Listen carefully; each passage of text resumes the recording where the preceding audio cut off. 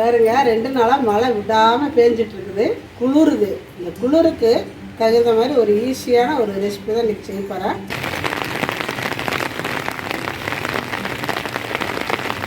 மழை வருங்க. இந்த மழைக்கு நல்லா சூடாக காட்டை சாட்டமாக செஞ்சு ஏதாவது சாப்பிட்டா ரொம்ப நல்லாயிருக்கும்.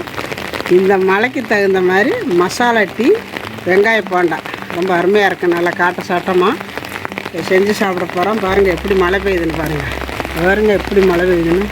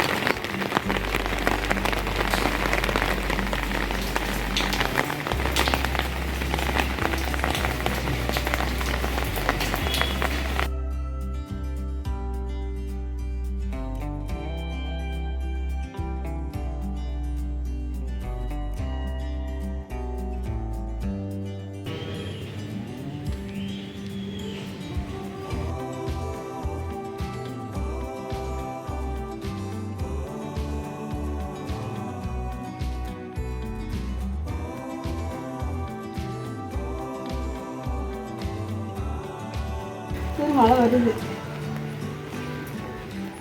இப்போ நம்ம வெங்காய போண்டாவுக்கு பாருங்கள் இந்த மாதிரி பெரிய வெங்காயத்தை எடுத்து தோல் சீவிட்டு வச்சுருக்கிறேன். இப்போ இதை வந்து நல்லா நீல வாக்கில் கட் பண்ணிக்கணும். இப்போ கட் பண்ணிக்கலாம்.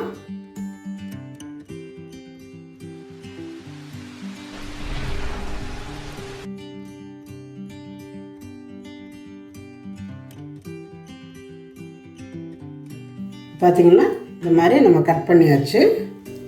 இந்த மாதிரி நல்லா ஊற்றி விட்டுக்கணும். அதாவது ஒன்றோட ஒட்டாமல் இந்த மாதிரி இருக்கணும். தேவையான அளவு சால்ட்டு போட்டுக்கோங்க. இந்த பக்காடை வந்து ரொம்ப ஈஸியானது, ஈஸியாக செஞ்சு முடிச்சிடலாம். 2 பச்சை மிளகாய் பொடியாக நறுக்கியிருக்கிறேன், அதை சேர்த்துக்கலாம். கருவேப்பிலையை நறுக்கி வச்சுருக்கிறேன் கொஞ்சமாக, அதுவும் சேர்த்துக்கலாம். கொத்தமல்லி இலை நறுக்கியிருக்கிறேன், அதையும் சேர்த்துக்கலாம். கொஞ்சம் போல் பெருங்காயத்தூள், 1/2 ஸ்பூனு காஷ்மீர் மிளகாத்தூள், கொஞ்சமாக மஞ்சத்தூள். இப்போ இதை வந்து நல்லா இந்த மாதிரி கலக்கி வச்சிடணும். இதில் கொள்ளலை பெருசில் மாற்றிக்கலாம். இது இந்த மாதிரி நல்லா பிணைஞ்சி விட்டு ஒரு 10 நிமிஷமாவது இது வந்து ரெஸ்ட்டில் விடணும்.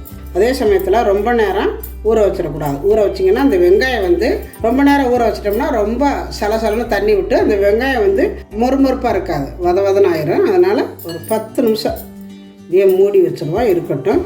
இல்லை அமுக்கி வச்சிருவோம், இருக்கட்டும். இப்போ நம்ம ஊற வச்சு 10 நிமிஷம் ஆயிடுச்சு. இதில் வந்து நம்ம மாவு ஐட்டம் சேர்த்துக்கலாம். கடையில் போடுற போண்டாவெல்லாம் மைதாவில் தான் போடுவாங்க. நம்ம கோதுமை மாவுலையும் வேணாலும் போட்டுக்கலாம். இன்றைக்கி நான் வந்து மைதாவும் அரிசி மாவுலையும் தான் போடுறேன். 2 ஸ்பூனும் மைதா மாவு, 1 ஸ்பூனு அரிசி மாவு.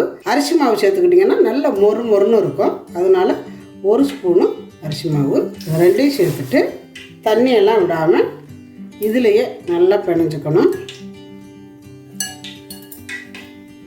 இப்போ இதில் கொஞ்சமாக தண்ணி கொஞ்சமாக சேர்த்துக்கோங்க, ஊற்றிடாதீங்க, சதசதன் ஆயிரும். அதாவது நம்ம உருண்டை பிடிக்கிற அளவுக்கு இருக்கணும். பாருங்க, இந்த மாதிரி உங்களுக்கு எந்த அளவுக்கு சைஸ் தேவையோ அது மாதிரி எடுத்துக்கோங்க. கொஞ்சம் இறுக்கிய லைட்டாக இறுக்கமாக பிடிங்க.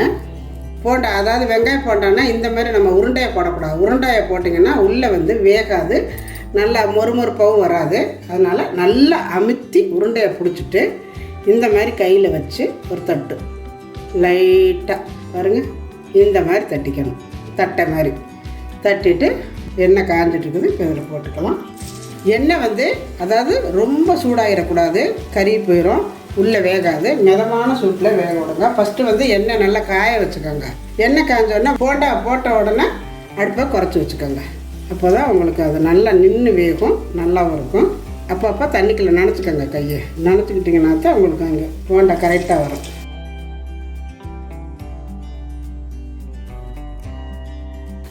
நல்லா வேக விட்டு திருப்பி விடணும். உடனே திருப்பிட்டிங்கன்னா அதாவது பிரிஞ்சு போயிடும். அதனால் நல்லா வேக விட்டுட்டு ஒரு பக்கம் திருப்பி விடுங்க. ஆனால் அடுப்பில் சுலவில் வச்சு வெந்தால் தான் இந்த மாதிரி கலர் வரும். நல்லா கலராகவும் நல்லா உள்ளே இருந்து வெந்து நல்லாயிருக்கும்.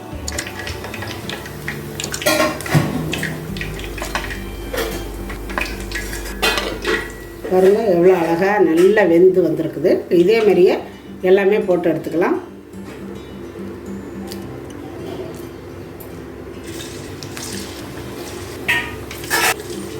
இதை திருப்பி விட்டுக்கலாம்.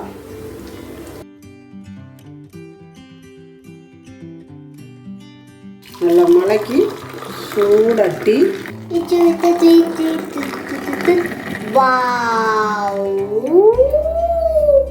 ரெடி ஆயிடுச்சு. பாருங்க எவ்வளோ நல்லா வந்திருக்குது போண்டா. இறாமா இங்கே தியாவுக்கு டீனா உயிர் சாப்பாடை விட. பாருங்க நல்லா இருக்காடா போண்டா. இந்த வீடியோ எடுக்கிறதுக்கு முன்னாடியே நான் சாப்பிட்டேன் மச்சி. ஒன்று நல்லா இருந்துச்சா? நல்லா இருந்துச்சா? செம்மையா இருந்துச்சு. ஹோட்டலில் கிடைக்கிறத சூப்பராக இருந்துச்சு. ஹோட்டலில் இல்லைடா, டீ கடையில் பொங்க டீ முறுன்னு வெங்காய பக்கோடா. எப்படிமா இருந்துச்சு ராஜி? இது கூட சேர்த்து மலை சுட எல்லாம் சாப்பிட்டா வேற லெவலில் இருக்கும். எப்படி இருக்குது? சாப்பிட்டியா? நல்லா இருக்கா? பக்கோடா சூப்பராக இருக்கும்.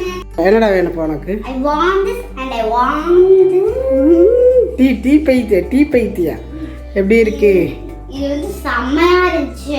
வீடியோக்கு காட்டணும் அப்படிதான் இருக்கு.